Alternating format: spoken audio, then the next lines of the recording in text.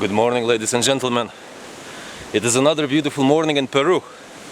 Very special morning because at the moment I'm climbing to Machu Picchu. Hola.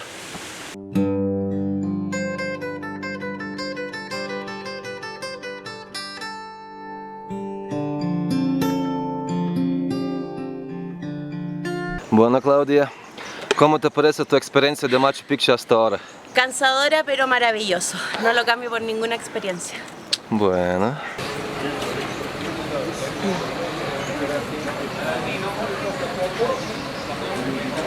So we're almost there. We're almost at the entrance of Machu Picchu. My friends, they're buying some ice cream. I decided to be It's delicious, but I'm too poor, too broke. So I much rather stick to chewing coca.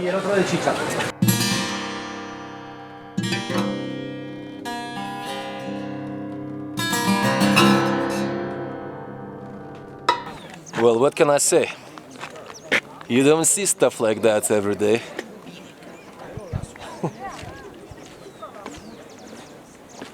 Probably it surpassed my expectations, to be honest.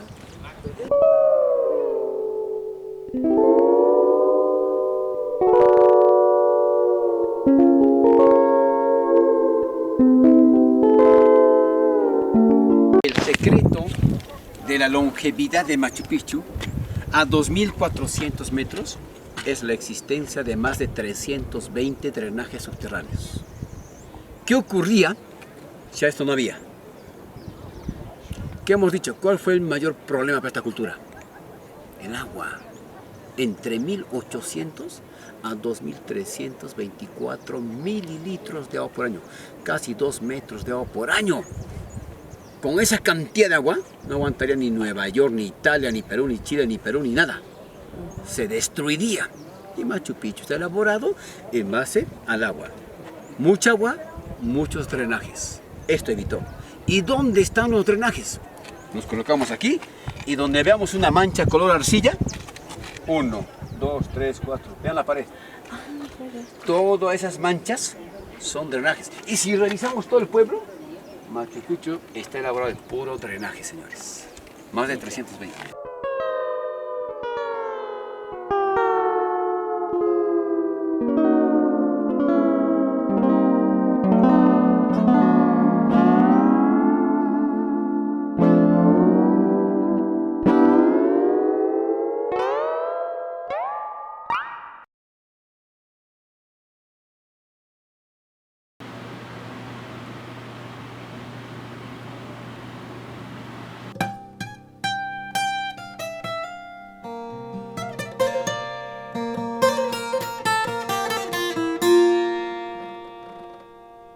Hello there. I'm back in the city of Cusco. And I'm not gonna lie, I'm slightly intoxicated. I just said goodbye to some friends that I made in Machu Picchu. And I wasn't filming that much in Cusco primarily because I just got tired of talking into camera for a while, so I wanted to take a break. And the second reason is that there are probably 1,573 videos on YouTube, like video blogs from Cusco, with all kinds of people, backpackers, explaining every single interesting thing that you could see in the city and all around, so I think there was no point. I'm will try to stay original, and tomorrow I'll hit the road. Yeah, I can't wait. I will hit the mountains again, you see.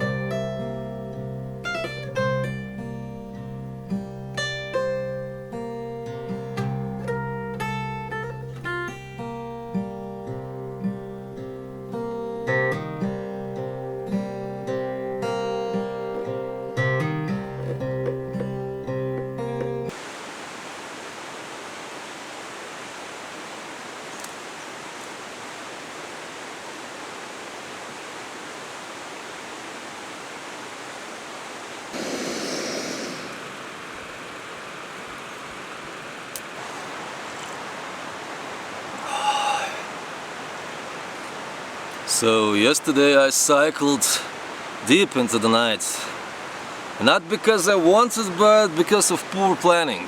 I couldn't find a place to set up my camp, and I was fortunate enough to find this little spot. And I slept like a dead man. And it wasn't cold. It wasn't cold at all, because ever since I left Cusco, I was mostly going downhill, so elevation dropped quite a bit. So actually now it's kind of hot, and it's like 7:30. So yeah.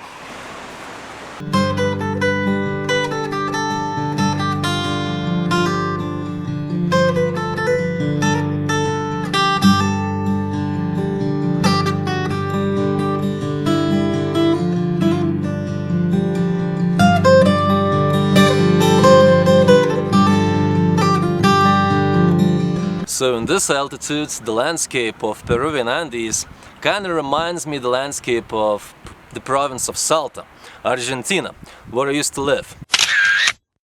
And vegetation is also somewhat similar. And it comes with certain problems, because most of the bushes, most of the trees are covered with thorns and spikes. So I just got flat tire for the first time in a long while, and it really caught me off guard. And there are so many tiny spikes and thorns on the floor that my tube got punctured like in 6 or 7 different places. Yeah. Now you try to patch this up now. Fortunately I have some spare inner tubes, but yeah, from now on I really need to be careful.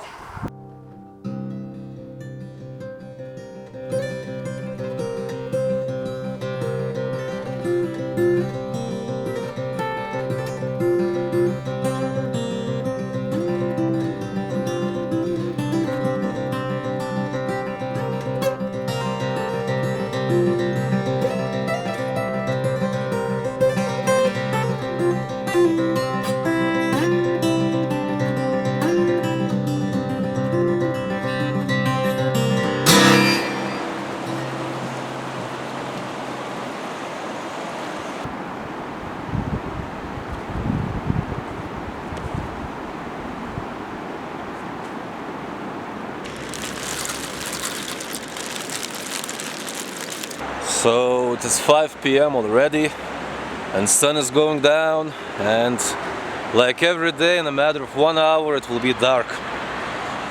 And I haven't advanced that much since I left that town very late, but I'm not complaining, you see. For the first time in a long while I found some decent place to camp. I mean, the only negative side is that it's pretty close to the road. In fact, it's right next to the road. But other than that, it's just gorgeous. It's just gorgeous, because you see, somehow ever since I entered Peru, I'm either sleeping in some sketchy places or in some cheap-ass hotels. So this is some nice change for a while, for one night.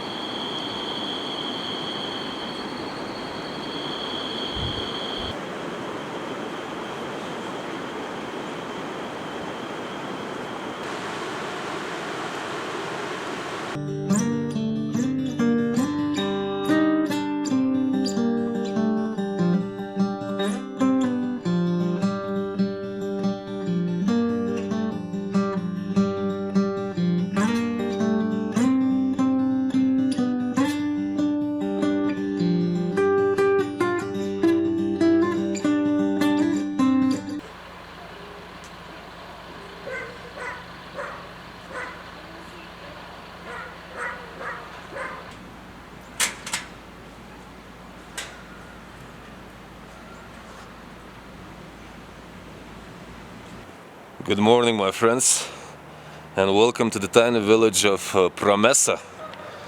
So last evening I was just cycling through the mountains, and it was getting late, and I was kind of looking for some place to set up my camp. I thought there are no human settlements in this area, and here out of the blue I discovered this little village. That was a big surprise. And what was even bigger surprise that I found some accommodation. There was some hospedaje, guest house in here. So I just went straight there and I asked, and yeah, I slept in a bed. All right.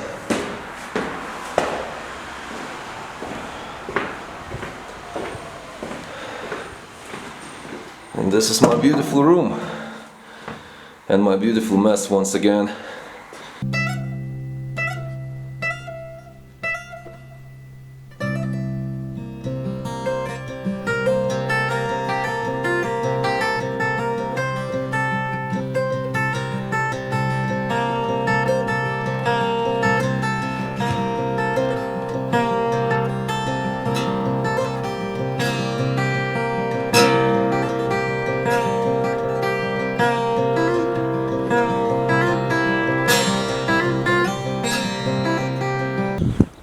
Whew.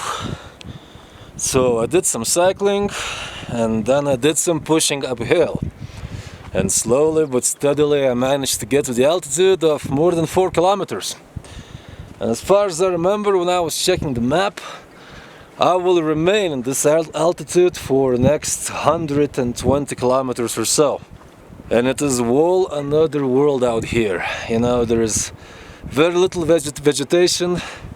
There is much less oxygen, and in the nighttime it is freezing cold. And as far as I remember, next town should be roughly 20 kilometers further. And I'm wondering whether I'll get to this town before the sun goes down. Maybe I will, maybe I won't. If I'll get there, maybe I'll find some accommodation, if there is any. If not, I will need to camp. So it will be a beautiful night, but I might be freezing my ass a little bit, you know. It's a part of the deal. Part of the crossing the Andes.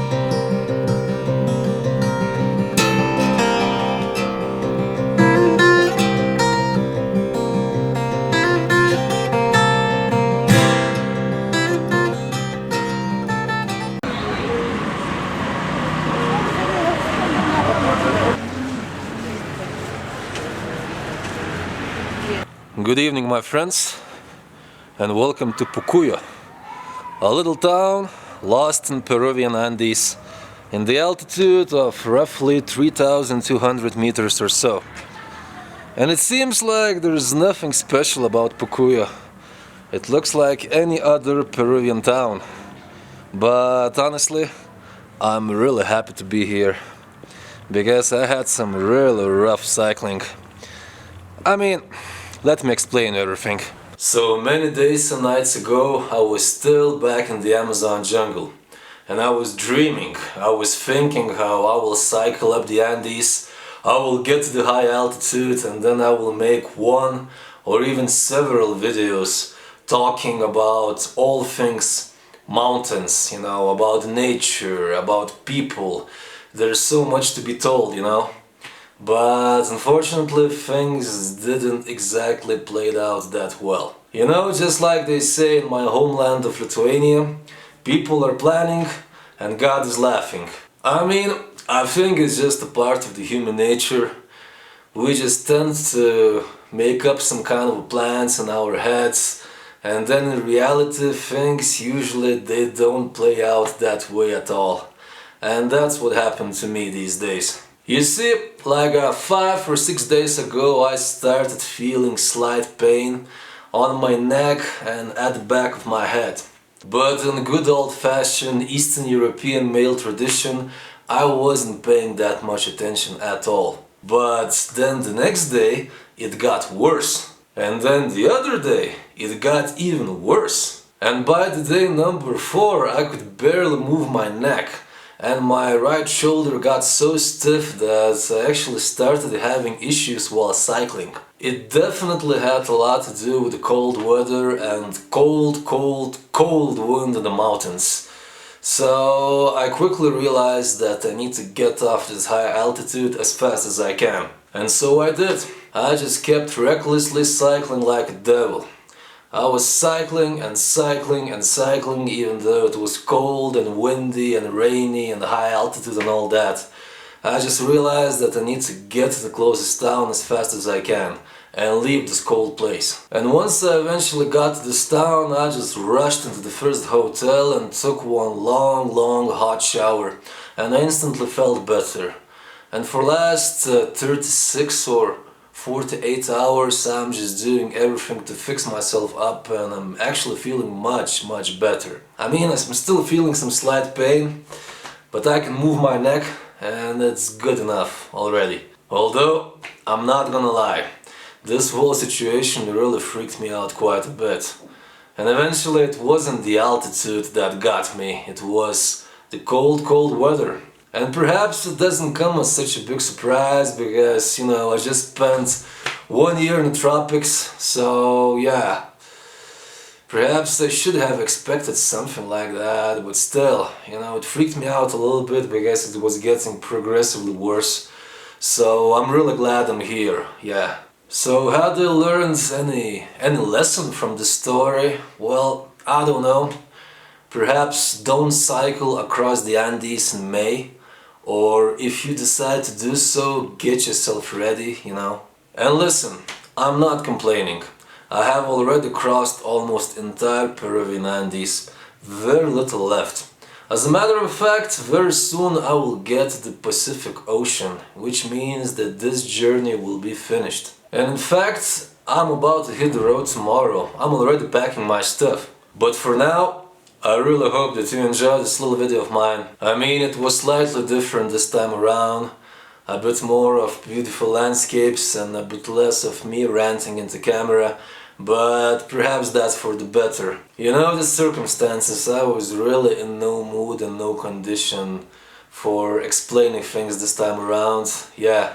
I mean, just picture me talking into camera while having a stiff neck, some crooked shoulder, and a painful grin on my face in the altitude of 4 kilometers.